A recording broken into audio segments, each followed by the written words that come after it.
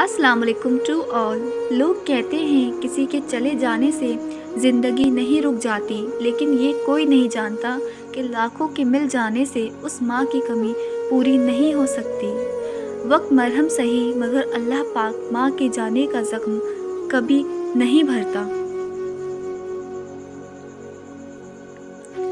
माँ तो माँ होती है, पहचान लेती है आँखें सोने से लाल हैं या रोने से।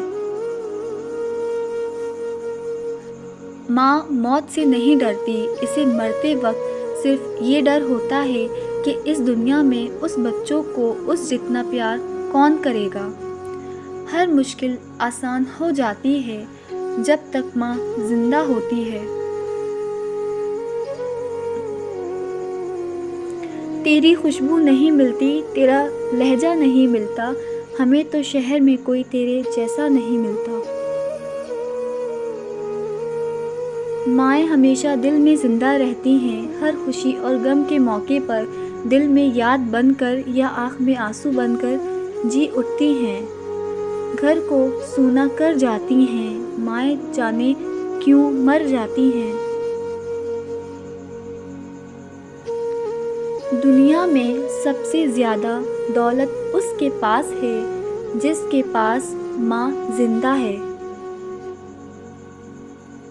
माँ की दुआ वक्त तो क्या नसीब भी बदल देती है। रसूल अल्लाह सल्लल्लाहु अलैहि वसल्लम ने फरमाया, अगर मेरी माँ जिंदा होती, मैं नमाज में अल्लाह के हुजूर खड़ा होता।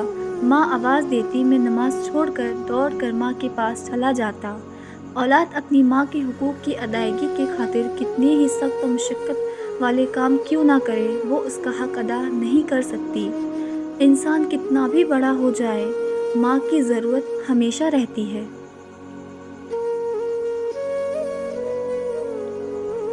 माँ के पास जाकर बैठ जाया करो, क्योंकि माँ के साथ गुजारा हुआ वक्त क़यामत के दिन निजात का बाइस बनेगा।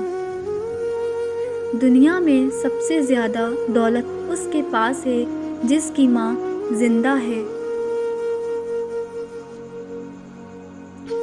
अल्लाह मेरी माँ की हर तकलीफ़ और परेशानी दूर कर दे, आमीन।